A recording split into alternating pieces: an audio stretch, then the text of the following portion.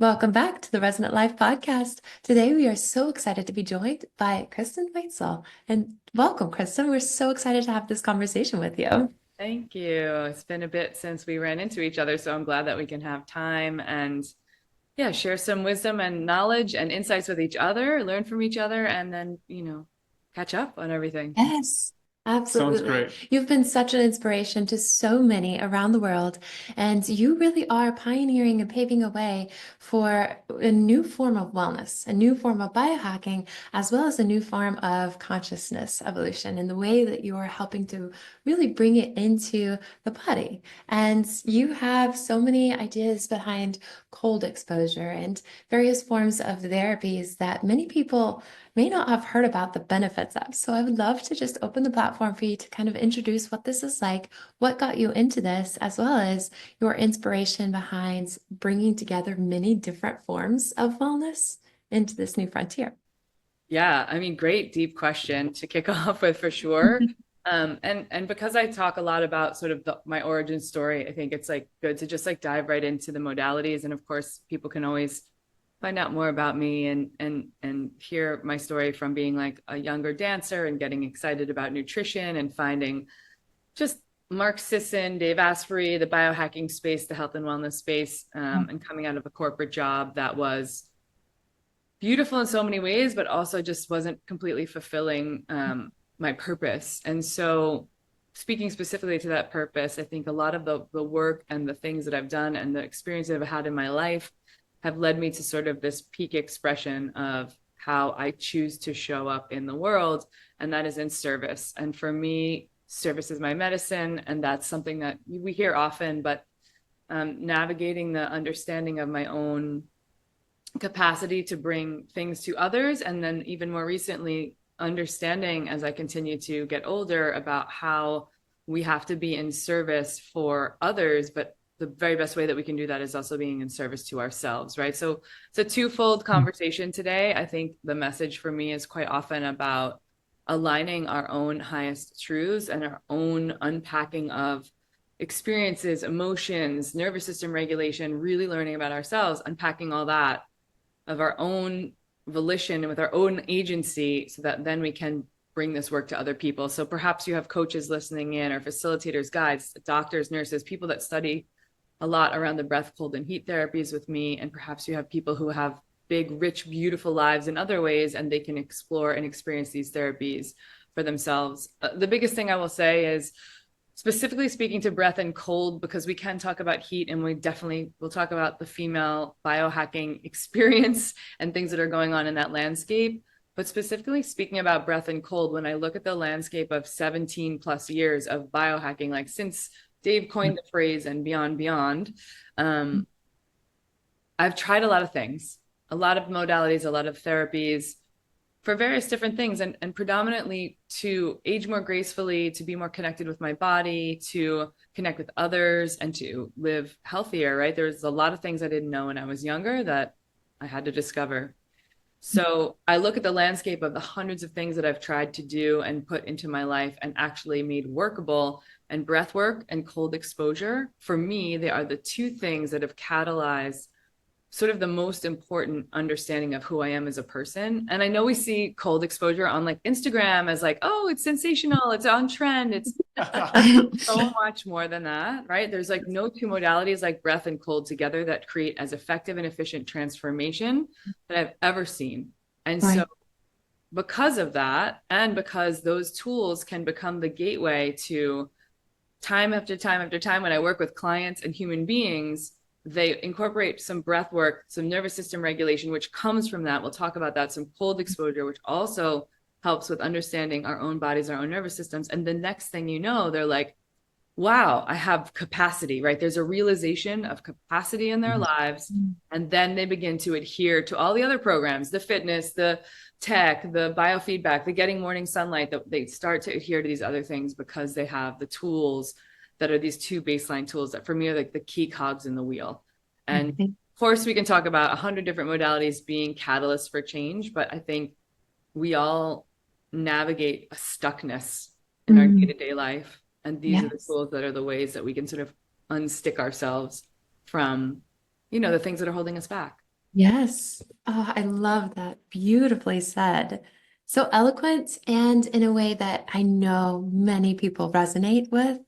And that stuckness, that's what can hold restrictions from chasing your dreams or from moving forward and shifting into that full capacity of what we're capable of. We might not know. We may hold ourselves back so often just because there is that lack of confidence that comes from that stagnation in life. Yeah, yeah, for sure. Exactly. And breathing is not just something mechanical, it's more a behavior. And how you breathe then decides how you actually experience your well-being. And two things that you said, like a catalyst and a gateway to your highest expression. What was your most incredible experience for yourself and in a bonding sense with your clients that you experienced after a breathwork session?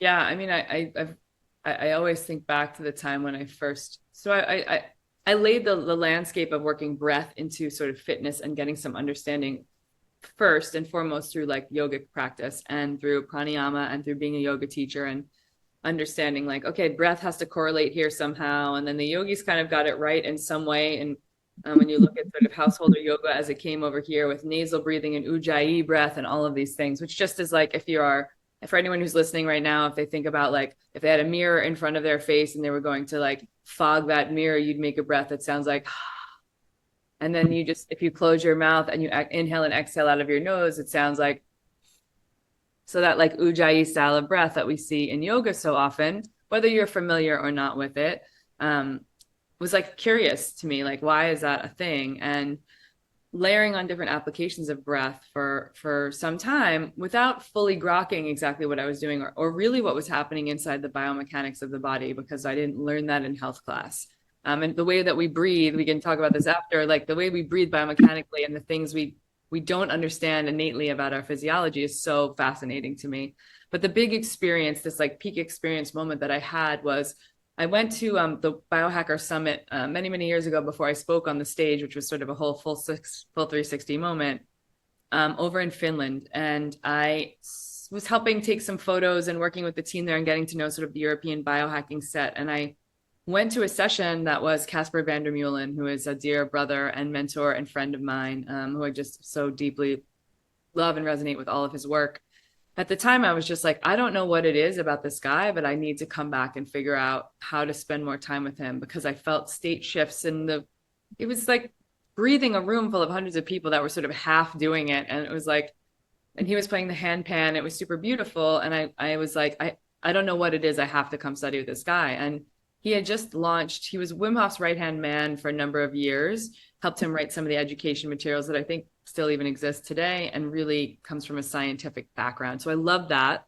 And I didn't really know why I was like, okay, I'm this American chick. I'm going to figure out how to try more. Now we're going back like 7, 8 years now. And I came home from that conference and I looked him all up. I had to introduce myself briefly. And then I just found that he was like launching a level 1 mastery in breath 5-day thing at this gym his brother owned. And it was this place just outside of Amsterdam that was like, I was like, what's the story?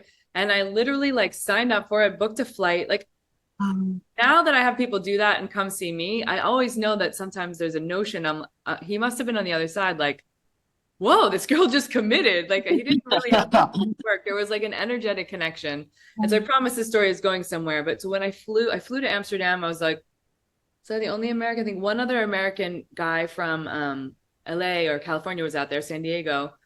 And we had this group of 18 people. And this was the first sort of time an inaugural kickoff he had done for like his breathwork mastery. That was his solo teachings and project and everything. And I love that he had science. I love that he had sports performance, an understanding of the working of the body, and that he wasn't just like a breathwork person who was not embodied in a way that was like physical. Yes. And 18 people were there. And at some point during the week, he laid me down on the floor and had me do some exercises, like really like breathwork exercises, a kettlebell on my belly, all of these things. And the whole week I was showing up to the gym early before class and taking the strength and conditioning class before. And as he would have said later on, Kristen was showing up strong because she wants you to know she shows up strong, right? There was this like part of a construct and a part of the identity that I had was like, this is just what I do. I show up strong and I make sure people know like I'm a tough cookie. And he laid me down on like day 3 and had me do all this breathing. And in some way, while I was like breathing in different ways and belly breathing and expanding my ribs, and what I didn't know necessarily was I had a lot of paradoxical breathing, meaning I was a ballerina and I was a yogi, and I was like sort of breathing into my chest more and sucking in my belly from this not just socialized thing, but this like, environmental, and thinking like this is what a woman needs to look like, and holding in my belly. And of course, he noticed that when like day 1 or something. So he was like slowly getting to know me and working me out in the middle of the room, doing exercise and sort of using me as the example. But what was interesting for me, and the important part of this, is that I was on the floor doing these breathing exercises, holding a kettlebell, breathing how he told me, when all of us 17 people were watching, and he wasn't doing anything necessarily to make me be emotional. And I got highly emotional, and I wasn't doing conscious connected breath, and I wasn't in my, a peak experience of out of the prefrontal cortex, like we hear about in breakthrough breathwork. And I was just calmly breathing and trying to get my brain and body to connect, to expand my belly and my ribs. And I got more and more and more and more emotional, and I could feel it rising in my body, and I didn't know how to like navigate it. And I also felt like I have a lot of experience what's happening to me. And at the end of the 20 minutes or so, 25 minutes of me doing the breath and people watching, I sat up and he said, "How do you feel?" And I was like, "I feel judged." And I started to cry. Ooh, Wow. okay. And it was this really interesting moment where, as I was like tapping down into a bit of down regulation in the beginning, I could actually be like really in an understanding and awareness of what I was really feeling. Instead of having a construct, instead of having whatever, I was like trying to be hyper vigilant and get everything right, and project the perfect like breathwork thing. And of course it was like things that were hard for my body to figure out. And so the point of this whole story is that it was the first time that I said, okay, I'm getting emotional, and I talked it out a bit. And Casper was so smart to say, okay, I want to go around the circle and have everybody say what they saw. And 17 people, one at a time, were like, "Wow, that was so amazing. I just learned this and this. I watched when your body re-regulated this. I saw your lateral expansion. I saw that you were navigating some nervous system tone." Someone was like, "You looked so beautiful and you did it so well." And nobody had anything negative to say. Yes. And I was in my body and in my thoughts creating story upon story upon story. That people are looking at me, and I'm not good, and I'm not good enough, and I have no worth. And all of this stuff was coming to fruition as I was like connecting the baseline breath and the work, and people witnessing it. And it's like in that moment, and throughout that time, Casper right after sent everyone off to do partner exercises and sat with me in the corner and just let me kind of breathe, backs against the wall. Like he stayed silent so that I would have to navigate what was coming up. And it was just such a masterful way to work with another human in a very, let's just call it like trauma informed. I'm not quite sure that I'd say trauma was coming up, but maybe like little t, lack of self-worth and understanding myself was coming up. And at the end of that, like 10 or 15 minutes of sort of waiting it through, he's like, "I'm here if you need anything, if you need a hug." And I was like, "I'm fine." Had a clock, and we were like looking at a clock. It was like 10 minutes while they were doing other exercises, and it was like 9 minutes and 40 seconds. And I was like, I would like a hug. I was like holding like in this microcosm of the humaning that I was doing at the time, and really gave me this big self-reflection on like perspective and who I am. And the most important thing that anyone who's listening to this whole story gets, which is the way that we breathe connects directly with our nervous system in a way that it's driving thought. And if the theory is that the breath is going to come before the thoughts, then that means the way we breathe is going to change the way we think, or is going to drive emotion, and is going to drive thought, is going to drive mood, is going to drive personality. And so if the only controllable we have is breath, then we really need to think about it, even though it may seem like, "I'm breathing right now, Kristen. What's the big deal?"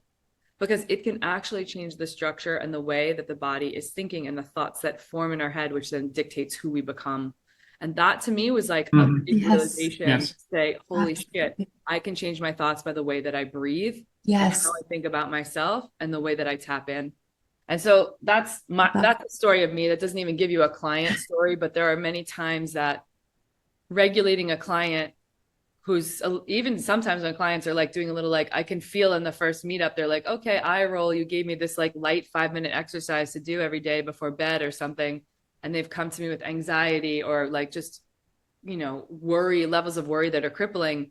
And they think, I think because they've told me, Kristen just gave me this little breathwork exercise. Like, what's that going to even do? And if they go home and do it, they come back and they're like, I actually slept better. I actually lowered my Yes, right. It's just It's always the little things, right? it definitely yeah, is. like the little tasting platter of the fact that Yes. we can make change. And we don't give it enough credit. People are like, oh, it's breathwork. Okay, it's either a peak experience, it's an hour long, or or I'm already breathing, walking around the world.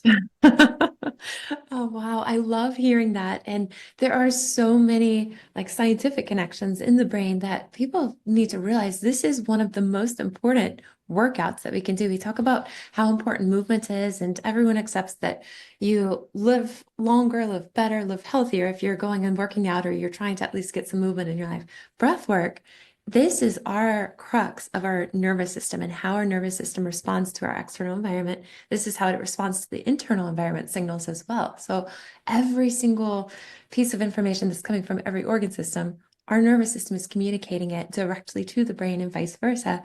And the vagus nerve is that connection, that elevator shaft for that information coming to the brain, to the nervous system from how our body is receiving signals. And breath stimulates that vagus nerve to respond so well. So that 5 minutes exercise, it's transformational for anxiety, for depression, for sleep, for just the parasympathetic function. And that's where you're changing lives just with those little like tastings and little corrections. And I do the longer sessions and whatnot too. And just to speak specifically about the vagus nerve, because I think it's important to make sure people have a little bit of understanding and education around the vagus nerve. It's this huge nerve in our body, and it innervates through the diaphragm and all different places in the body. And we hear a lot on social media where we see conversations around like vagal tone and humming and doing gua sha on the vagus nerve and vagal stimulation in order. The confluence that's weird is that when you stimulate the vagus nerve, it can give you some downregulation effects, right? So it's something that actually can calm the system. But the thing that's really interesting about the vagus nerve in general is that I went probably last year, but I've been following this gentleman named Gil Headley for quite some time, who's a gross anatomist, who's been on my podcast, et cetera. And he did the biggest exploration yet that's been done about human dissection of the vagus nerve. And what you can see is that the vagus nerve is run through parts of the body and musculature and tissue and fascia, because fascia is very in the interplay of our nervous system. Yes. And for everyone who's listening, like the jury is continues to be, the science is ever changing. It's always growing. We're learning more. There's so much more to learn about the nervous system. But in Gil's unpacking of this, what was really insightful and amazing is that the vagus nerve is not just secular and only working around downregulation. It actually innervates and gets woven through parts of us that create freeze, create fawn. There are other upregulated states of our nervous system that are triggered by the vagus nerve. So I just want to dispel a little of that and put some education in the world that it is so multifaceted that we don't really know. And it's not that the only thing the vagus nerve does is make us calm. It does other things in the system, and it is a fact finder. It is searching all the time, like our fascial tissue and our nervous system in general, right? All the nerves in our nervous system are checking in every 200th of a millisecond. This means this is like faster than we can think about anything. It's checking in on the temperature, the environment, the people, the signs of danger, what it thinks of as threat or safety. It's always checking in on us. And every 50 to 100 of those sort of milliseconds gathered together, we get cognitively connected enough to be like, oh, I feel sad, I feel nervous, or maybe I have an intuition to walk this direction, or that's always happening. And so we're in a lot less control in many ways, if we want to use that word, than we even know, right? Because all these underpinnings of everything is happening in our environment is what is really dictating. This is why it's so important to feel safe. You hear a lot of that, but also be around people that you love, that you feel comfortable with. And if you're embodying something that feels uncomfortable, beginning to unpack all of your own shit, because some of it is other people making you nervous, right? And some of it is our own experiences coloring what's happening in the room of people that we might be in. Let's just say we're like oh, I have some social anxiety, or I don't like to be in a big conference, or I'm feeling super depressed today. Like really understanding that that can be a byproduct of a multitude of things that are both internal and external. And this is like Yes, why the breath is so, to it me, is. like fascinating, like not to beat it up, but it's fascinating that there's Yes. so much that we can connect the dots on. Absolutely. And it plays a role in the biofield, like what projection we're putting out into our field, into our reality that can have transformation in the quantum field. And also dictates kind of our rhythm of life, Mhm. especially how we breathe. If we're more calmer, if we were a deeper breath, it controls also our brainwave through the resonance with our heart. So that is amazing. And especially what you're talking about, the vagus nerve and the polyvagal theory that Porges is so phenomenally discovered. What is your experience when people do unique versions of breath work and how their social bonding starts opening up? Yeah, I mean, I think it's a big playing field. So unique versions of breath work. So let's just talk, I think, about there are bliss chemicals that are released. And I just had Will Reason at I have a big annual retreat where we cut this year. The ice was 36 inches deep. We had 3 feet of ice to cut through. I saw the retreat. Love that. Super cool. So wild. It was like literally the craziest thing, but an amazing, amazing time. And I was like a kid in a candy store pulling. I've cut through ice that's thick before, and I've been with people who have helped me cut ice, like maybe a foot or so. But this was like 3 feet of ice, and I was like, this is the most amazing thing, because you're like learning more, right? It's something you haven't done yet, and you're like, okay. And the woman who came, this big Scandinavian woman who's just like, she does ice hole plunging like with people in Minnesota and Wisconsin all the time. She just like brought her chainsaw and got like all into it. She's prepared, sure. Definitely. Sveta, and she's just amazing. And I was like, Sveta, I could have never done this without you. I would have been at a loss. But so going back to the social bonding and the things that people do, I mean, cold has a lot of this as well, but just depending on the style of breath work and where we're sending someone, right? So Will Reason was just at this retreat that we're speaking about, and he was speaking about catharsis, right? Will he runs a company called Trauma and Somatics, and really has been like a visionary to me, and he's a very good friend to talk about these types of things. It's a very important piece for all facilitators of breath, of cold, of heat, of modalities to get to have some sensitivity to trauma, be trauma informed or trauma educated.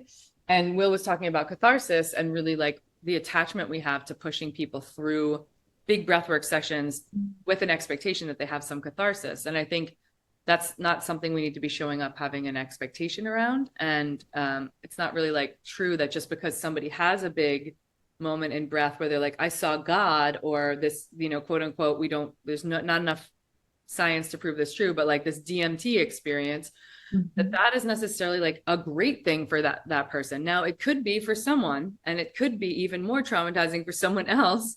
And at the end of the day, if we're not incorporating and integrating what we saw, learned, worked, felt, sensed, then we're not learning any lessons. And so I think this like thing to navigate, which is what different styles of breathwork can we use to get connected to ourselves and to be in a down-regulated state. Anything that's going to either put us in a down-regulated, and by that I just mean we would say like rest, digest, socialize, have sex. The socialize is the big component there. Anytime that we're feeling safe or we're feeling down-regulated or calmer, I hate to use that word because the nervous system isn't just about that, but we have the capacity to be more socially engaged, more connected, right? And then we also have neurochemistry, like in cold water specifically, we have a lot of oxytocin released along with a number of other bliss chemicals and neurotransmitters in the body, but that oxytocin is like the bonding chemical of love, right? So there is, when you cold plunge with someone, this is why quite often people will remember, even people I come in contact with after years now, they're like, you put me in my first cold plunge, and I want to remember or may remember them, but in some cases I'm like, okay, I didn't remember that it was your first, or like, where was that again? Or but they're remembering because they're in the cold and they're bonding with this chemical that's like they don't forget.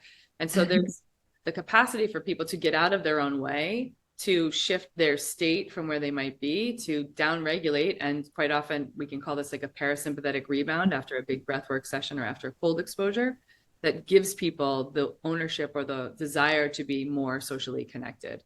Now, I don't think we start there with many people. I think we need to teach people how to breathe functionally well first. Yes. And just like people doing ayahuasca or plant medicine or any other energy work, there are times that that makes sense. And there are times that just doing 5 or 10 minutes of breath work in a day, or even an hour of calm breath work, down-regulated breath work, or breath work that's going to help you ride the wave of your day, that kind of thing can potentiate connection and just the awareness of how to be with other people. I love that. And this also is another key point that you paved the way in, and that's for women to really step into their authenticity and to their ability to love themselves, to value themselves, and to have that self-respect and that self-worth that oftentimes has not been cultivated by our culture.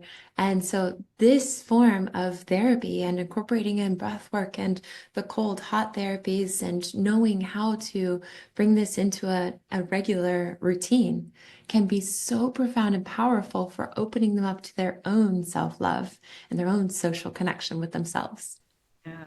Yeah, it's so true. And I think you too saw me in sort of in the midst of my, just if I'm speaking my truth, you two saw me in the midst of some of the more challenging times in my life when I was feeling choked up, feeling teary-eyed, feeling like disconnected, feeling really, if I'm speaking my truth, like I'm not impervious to this, I'm not impervious to waking up in the morning and feeling heartache and feeling like, oh, I'm not worth the thing that I'm growing into. I'm not worthy enough to be, all of these negative thoughts and these sensations that come into the body that is about speaking about our own personal value.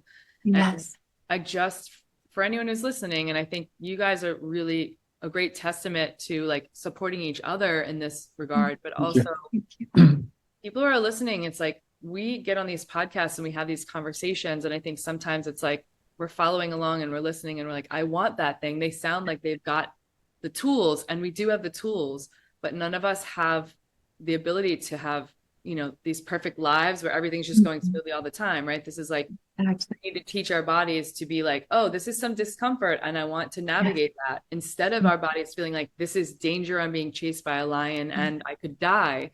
When it comes to emotionality. And so, this is, I think, how we bonded, the three of us as well, is that I was like one foot in front of the other, like at a conference, both being in my peak expression of knowing and learning and sharing insights, as well as being in the biggest heartbreak of my life. And there's that navigation of both things can be true at once. And if anything, going through the process of the last year and a half of my life has given me so much more compassion for humans, because I understand anxiety now. I understand loss and grief in a way that, I've experienced grief from losing my dad to, other things going on in my health, but I never really unpacked it so fully as I have in the last year or two of my life. And that, it's been this uncalled in gift, right? I didn't necessarily try to call it in or think I would want to call it in, but it came to me from the universe because there was another lesson I needed to learn. And I just want to say that out loud, because anyone who's listening, who's feeling like the day-to-day can be challenging and it's overwhelming and there's anxiety or there's stress, there are tools that are out there, and they don't have to take hours and hours, and they can reconnect you to yourself, and they can reconnect you to other people. And I think we just don't talk about that enough. And I'm more and more becoming such an advocate of like tools and speaking about mental health, because it's to me, it's going to be one of the continuation of like the greatest pandemics we ever deal with in the world. As we go forward, and there's more technology, more in AI, less connection, all of that is like, how do we stay in connection with each other? That is so beautiful, shared. And thank you very much for this very heart opening story. And I think it's important what you just said about people think that we're all masters, we don't have problems, we're all perfect.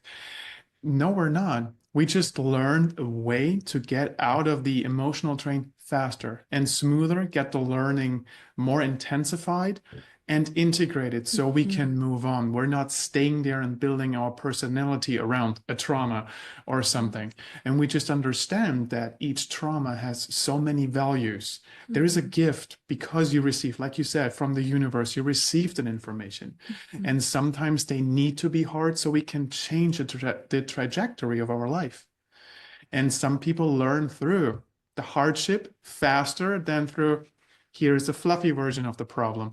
But then you learn. And that is phenomenal what you just brought up. Thank you. And so true. Like that conversation comes on the backs of you asking about females. And I just, Mhm. you know, Leila, I see this with my female clients, and of course, this is going to happen with every human. But Yeah. if there's some notion, just in all of my experience, that we just sell ourselves short in the mirror more often than we should, Yes. and that's the key to all this. Is the more that we speak to ourselves in a way that doesn't feel kind, the more that we are, it's like one of my friends used to say, your cells are listening. Yes, they Yes. are. Always. That's like an energetics piece, right? And we can unpack or not unpack how much we're like in science or in woo. But what we know is like there's a 4-foot energy field around us, and we understand Yes. quantum entanglement exists, and we Mhm. can play in these realms. I've had enough people on my podcast too to speak more about quantum energy, because it's like Yeah. it's really something we need to have conversations about, and we can't put Yes. our finger on every single part and parcel of it, but wild things happen and things are interconnected. Again, like the science is always catching up to reality. And It all- is. Well said. and so it's a really important place to play, understanding what we have control of and the way that we speak about ourselves to other people or in the mirror, so that we can kind of feel better as humans, and how we can, much like you were sharing, like we have to use these tools faster. We have to find ways, not because it's a race either, but because the sooner we can shift to the next place and the next place and the next place. God, I'm talking to myself today. I mean, you know how this happens where you get like a twofer, you're like speaking, and like in the midst of it, you're also, yes, the more efficiently we can move to the next thought or the next part of our process, the better we can be at living the life we dream and doing the dream that we have. And that's it, man. That's like, It is. 100%. and talks to you guys and says, well, I stand in front of a red light panel 2 hours a day, every day, and that's the thing that changes my life. Well, maybe.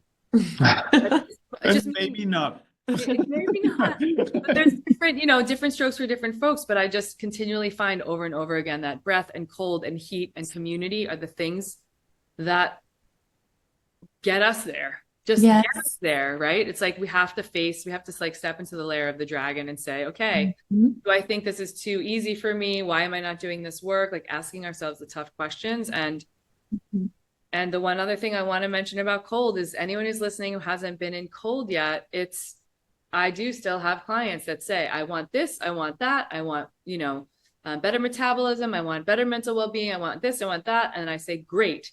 Here's all the underpinnings of the program and fitness, nutrition, and what have you. And we always get to a point where I'm like, you need to get in cold. And they're like, actually, like, I'm no, not going to do that. And it's like, I'm not here to shame anyone.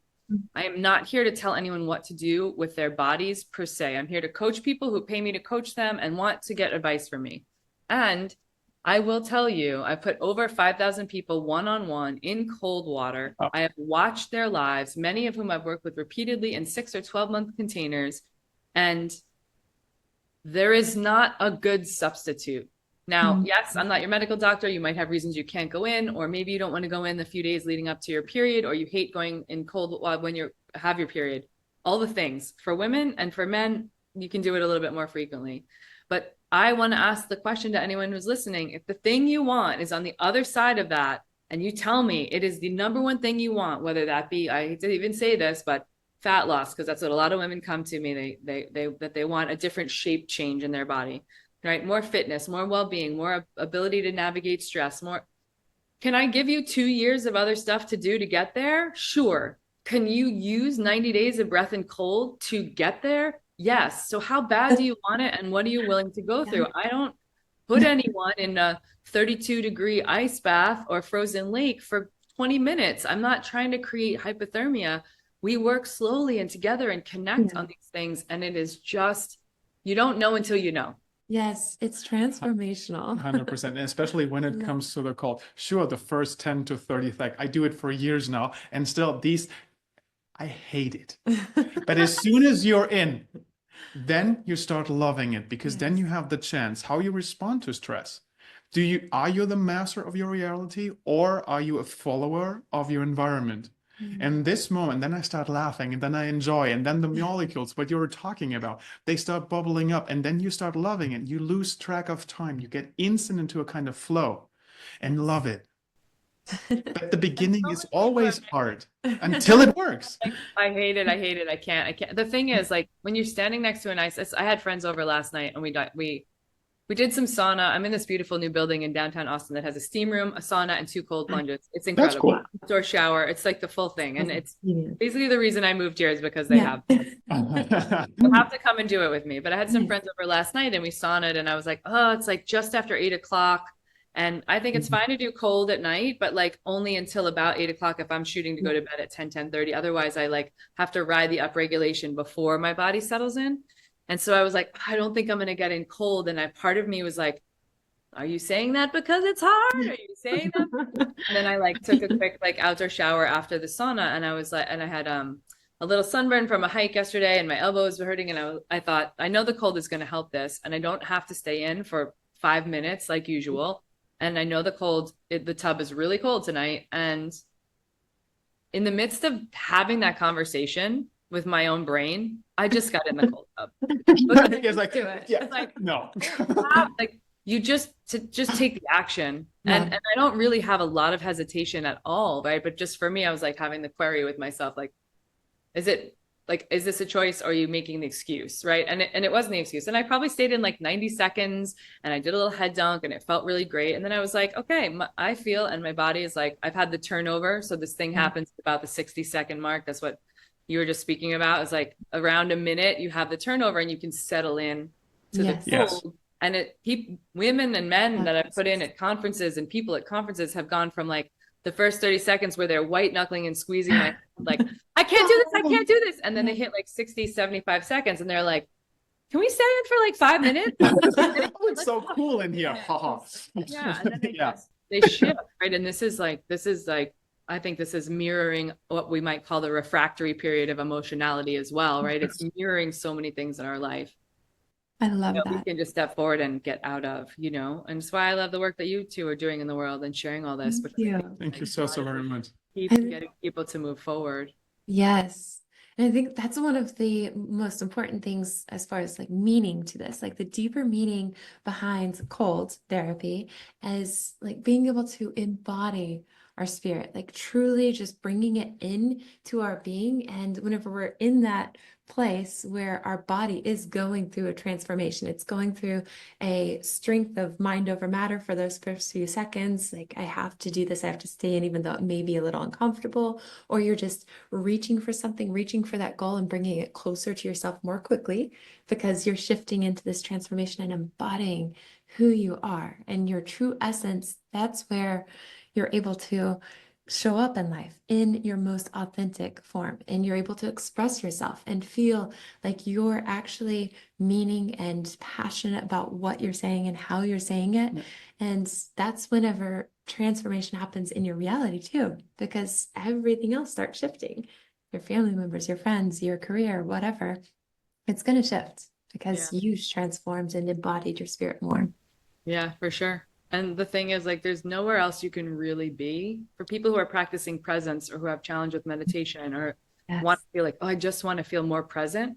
There's really nowhere else you can be but in that moment, in that cold plunge. And you're doing it deliberately, like reminding yourself that you're safe and you're fine and you can get yourself to feel safe there. And then you're like, wow, I was so present for those 2 minutes because everything else goes out the window. And for me, getting into a cold plunge, and it could be not like a wild lake or river or what have you, right? Never do that alone if you're plunging in nature, but you can get into a cold plunge and I always know in the first 30 to 60 seconds of getting in cold water, it's like a grading system for me, meaning I know where I'm overtaxed, overstressed, where I'm underserving myself, where like there's moments that I will just say out loud, like I might get into the cold and be like, you're way too hard on yourself right now. You're not giving yourself enough grace. Like that will just come out of me in those first 30 or 60 seconds. Yes. Beautiful. Wow, that retreat was epic. So many people really enjoyed it. Like, let's take this time to celebrate and like everything you're feeling, all of the cold titillation in your body, like let that be excitement for what you just produced, because I give good retreat and quite often I don't celebrate. I go on to the next and I'm like recapping it and getting the photos together all day today. And I'm like, oh, it's going to be a week and I don't want to be late sending out an email. It's like, have a moment to celebrate the transformation that I had, that people had, the gifts we are giving people so that they can go and heal themselves. Wow, I love that. So like get in the That's cold. great. Yeah. Yeah, the messaging is strong. Yes. That level of presence, that is so powerful. And that's whenever we're able to truly be in that space to also listen to ourselves so that we can get our next inspiration. It's like so many times we have our goals and we're reaching for our goals, we're performing all these tasks and we're just doing so many things to get there. And that takes that little moment of reprieve so that we can just be. And then so much of that insight and wisdom can flow through then from like our highest self, from our spirit, from what it is that we're truly passionate about intrinsically. And then we're able to get that level of enlightened inspiration so that we can navigate more effectively and efficiently towards our passion. And then life becomes miraculous because we see the present. And when people ask me always, I want to be in the present, I tell them there is no such thing that moment is the present. It's continually moving. But through the breath, through walking meditations, you can get out of the hustle and the busyness and just listen for the beauty around and just use your physical senses and the senses beyond just to experience it fully without a filter. That for me is the presence, not a moment. Yes. Yeah. So now we've talked about a lot of the energetic and emotional and deeper meaning things behind this. The polyvagal theory, we touched on a little bit of science. I know many of our listeners love the science and many will nerd out with us about this. So let's go into a little bit of the science behind why this can be so powerful for longevity, anti-aging, for metabolism, and specifically all three of the things and why it's best to loop these together in a routine. So breath work and cold therapy and then hot therapy, sauna therapy. Yeah, for sure. I've been starting to call them thermal therapies. I just went to the culture of bathing gathering in New York City. It was pretty prolific to see the way that the bathhouse culture is also growing, and all that means to anyone who's listening. Europeans have called it bathhouses for a number of years, and also thermal spas, right? And you know this for sure. But it's like, these big 10,000 square foot facilities, and they don't have to be these massive facilities. It can also be like smaller, more intimate spaces. People are doing saunas popped up in like Maine, for instance, next to a cold river, and people are driving from, hours away even to be connected in this way with both nature and everything else. Community. Yeah. And so it's like, how do we work breath and cold and contrast into understanding the science behind it? And number one, being with people, right? That's what happens a lot. I mean, there are places in the country you can go and have your own, like, infrared sauna and cold plunge. And that's about relaxation. And that's about, getting the benefits and taking care of yourself. And I think also a lot of the reason people do these things is to be in community. But speaking specifically about the science, there's things that, that are sensationalized in the most beautiful way on social, but are true. Like there was this whole round of memes that say, getting in a cold tub is like 250 times more dopamine, more of a dopaminergic hit than like doing cocaine. And there's like, there are things that people say about, losing body fat or all the things. So like people are just comparing chemistry to chemistry, right? Body chemistry, because we have a norepinephrine, epinephrine, which is just adrenaline and noradrenaline, same thing, just two different bodies of science giving it two different names. No idea why. And oxytocin is this bonding chemical. We have this release of, you guys we were discussing this sort of on email before the show, but like brain-derived neurotropic factor. So we have more neuroplasticity that's built in the brain with heat, with cold, and really just boosting our metabolism. Cold exposure specifically is like over 300% for 36 hours. So if you think about creating, this is the other key piece, is like, we can do these practices once in a month and be like, cool, I'm upkeeping my body and my health. But really, we need to create small consistencies. Yes. Find the ways. Like this is like when I go to a hotel or I'm traveling to a place, I'm always looking for the place that like has a gym in it or some free weights, has like a healthy food menu, or somewhere nearby I can get green juice or healthy food or whatever, paleo, whatever it might be. I'm looking, or is there a cold body of water? Or am I anywhere near a place I can do a sauna sweat or a cold plunge or experience a new space?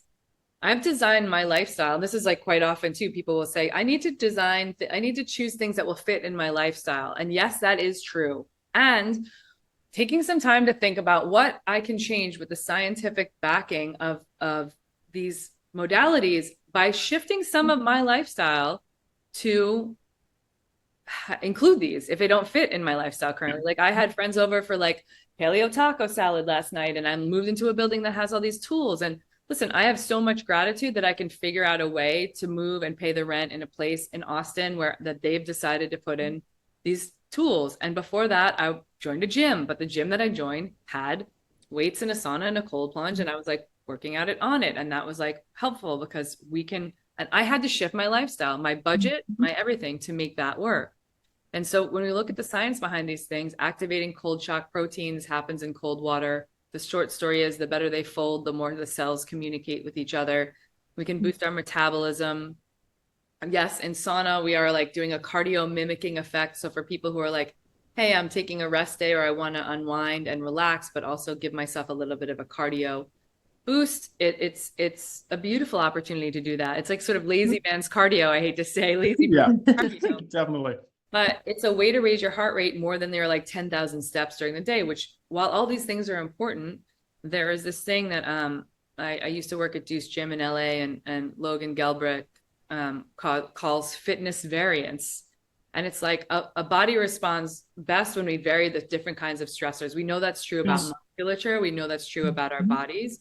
And so it's like, how do we create a variance program in our life? It's not like all I do is sprint, or all I do is bike ride, or all I do is eat meat, or and I know carnivores are out there, but the blanket approach to like absolutist thinking is just not going to ever really get us there. It's not. With women, it's like, I've seen it go sideways with like overdoing carnivore or keto or what fasting, whatever, right? So that all exists. So like if we throw out absolutist thinking and we use some science and research and we build a program for ourselves, and then we say, okay, how can I adhere to this? That some of which fits in my current lifestyle and some of which I might have to adjust my lifestyle. But I guarantee, and I know you guys will agree with this is why we all roll as biohackers together, because we're like, well, let's be here at 6:30 and everyone put their blue blockers on and no one's making fun of you. And like, whatever the things are that we do, we're doing them together. And we're course correcting our lives in that way, so that it's like, I'm not going out to a bar with my friends last night. I'm come over. Let's have tacos and a sweat and out for a few hours after and laughed and shared stories and, had choked up moments and whatever, right? We bonded. And that's like, there is nothing like being connected to other humans, right? And when we talk about mental well-being being the next pandemic, if you will, what I think I really mean is like loneliness is a really big issue in the world. Absolutely. It drives people to do things that they don't want to do, whether that be like, committing suicide, attempting suicide, being lesser versions of themselves, holding themselves up in a place because they feel like no one wants to be around them, not knowing how to navigate and find places where they can be safe in the community. And that to me is like why all this neurochemistry of breathwork and heat and cold, because it does punch up our neurotransmitters and the ways that we connect. And it's undeniably, when you look at the research, there are natural mood boosting properties in these modalities, right? Yes. Get a neurochemical cascade that will make us feel better. Now, I met a guy last night who said, I get super stoked and I'm so happy for like 15 minutes after a cold plunge, and then it's back to normal. And I have people that say that stays with them all day, all week, what have you. So everyone's physiology is going to be a little different, but we do see there's enough studies done, because cold research specifically is all over the place. There's a lot of it, but it's different temperatures, different times, oceans that they record what they did. Like there's a lot of mess in there. And it's hard, if you're in an ocean, the temperature's changing, it's like, it's challenging. Or maybe it's just one arm in cold water versus cold water, full body immersion.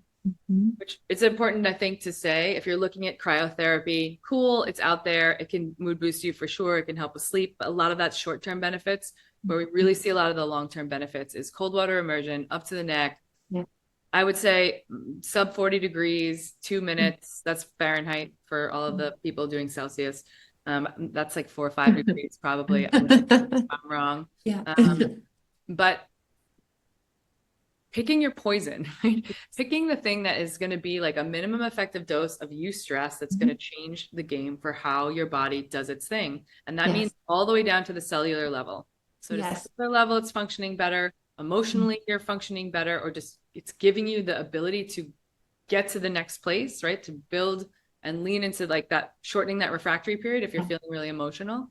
And, you know, navigating through that. You have the metabolism boost, you have BDNF release, which is helping with your brain, your memory, neuroplasticity. You know, certainly it's like going to be slightly different for every physiology, but we're past the place of knowing. And like, if you go back, of course, the Finns did a study. I won't remember the name of the study right now, but it's like over 20 years, they traced people who started sauna for like 20 years. And a decent number of people, and just that they had better health outcomes overall, whether it was like mental, emotional, physical, etc. And we do see like a reduction. Sauna has been researched forever and ever and ever, especially for Europeans and Scandinavians. We see a reduction in all cause mortality, which just means like I'm going to live longer, healthier. And so why wouldn't we play in those ranges and with these modalities, even if people are like, I'm still a little nervous about cold, like getting into some sauna and titrating heat doses so that we can do the things. I mean, in Europe, Europe has gotten it right for so many years. People are like, number one, naked. Number one, just like naked so that nobody gets like weird about being enclosed. People are just been naked in saunas and that culture and cold swimming for so long that it's like nobody really cares about being naked over there. It's not a sexualized thing. It's a health thing. People are doing that. People are in community. People are talking. People are doing business deals, you know, in all of these contrasting environments and thermal spas and bathhouses. And it's just like a really beautiful way to, and even the Russians are like drinking vodka. Dehydration. They just know how it works. It's a big way to socialize, and it's a big way to connect. And it's also, you know, you can use it sans the vodka to bolster your health, or with the vodka to celebrate things. So the science is there beyond. I mean, our Lord Huberman would talk about this, you know, to the nth degree. There's so many people that have come to the framework of why cold breath and heat are good. I also I'd like to shout out, people can always start with a cold shower, right? Yes. It's going to still give some effect to the body, not as much longevity, really not a long-term benefits, but you're going to get some short-term. It's a great practice to start. I much prefer being in like a cold plunge versus getting pelted with cold water in the shower. But either way, you're dosing that. You can try cryo, you can try all these other things. And, you know, there's this conversation around like Suzanne Soberg said, okay, 11 minutes a week in the cold and 57 minutes a week in the sauna is optimal. And I love her work. It's like beautiful. And also, yes, in your studies and research, and not totally arbitrary, but it's sort of like 11 minutes over the course of the week. Great. Is 12 going to be worse? Is it 9 going to be better? You know, I don't know. It's just, I want to encourage people to not feel like they have to be so prescriptive and to just try these things. And so at the same time, it's like, don't get in 40-degree water for 20 minutes on your first go. Cause that's like, have a titration of a dose of stress that can be good. And at some point, it's going to become point of diminishing returns, have negative effects, or it's going to, you know, polarize that out of being healthy and not good for your system, right? The guy who said 15 minutes in the cold, 15 minutes after the cold, I'm happy. So I said to him, well, what do you typically stay in for? And he said, anywhere from 5 to 9 minutes. And I was like, hey, here's a good practice, perhaps. Why don't you just do it cold for 3 minutes and see if that lasts longer? See if you can sort of stay with that longer and hold on to it. Because 9 minutes could be overtaxing your system in a way that the system's like, oh, we're not going to have joy now because we're dealing with a shiver response. It's a negative backlash of being in the water too long. Right. And so all of that, I think, is important to say to people. And letting you know, like, if you're stepping into a sauna, you get to have agency to decide how long you want to stay in there. If you're stepping to listen to their intuition on that and like really check in with their body and make sure that their system is handling it well. There are so many neurochemical, biochemical, and physiological effects of it. And we should take the moment to do a quick little like disclaimer briefing on as far as like the maximum doses for 32 degrees and like 32, 33, and 34 degrees. Like we're talking of Fahrenheit. What would that be in your opinion, just so that while people are thinking about going and dosing themselves on this, then they know they should probably get out within like 3 or 4 minutes of certain degrees?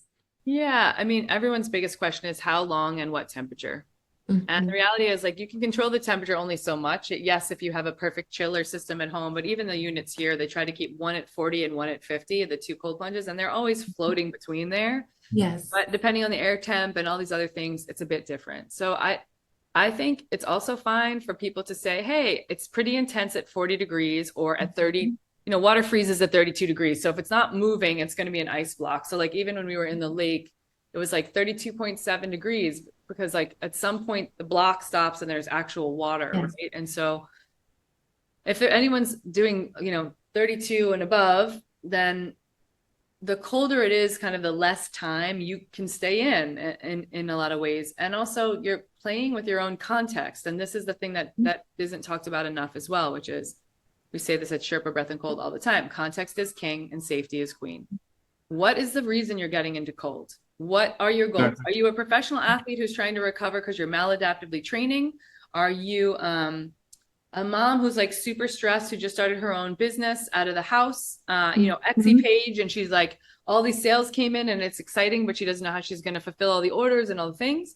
Are you an entrepreneur that's like, running a big business with more employees than you can handle? Are you like working in a corporate environment? Are you in a dis-ease state where you have Hashimoto's and you have autoimmune conditions and or other challenges going on in the system? What is your context, right? Dean Hall he was my keynote speaker last year, and he's this amazing specimen of a man who was eating terrible food and sort of not knowing it was unhealthy, just like that was his generation, and not taking great care of himself, and lost his wife and was super sad, like she passed away, and then was super sad about it, and then like got diagnosed with lymphoma and leukemia all in one fell swoop, and was like, my life is going to be over and it's all downhill from here. And he had swam when he was younger, and so he decided to get into, he's like, hey, before my time is up, I want to leave my daughter like some legacy, or seeing that her dad was actually strong. And he decided he was going to do this swimming thing, because he loved to swim when he was younger, and he always wanted to like swim the Willamette River. So he looked up,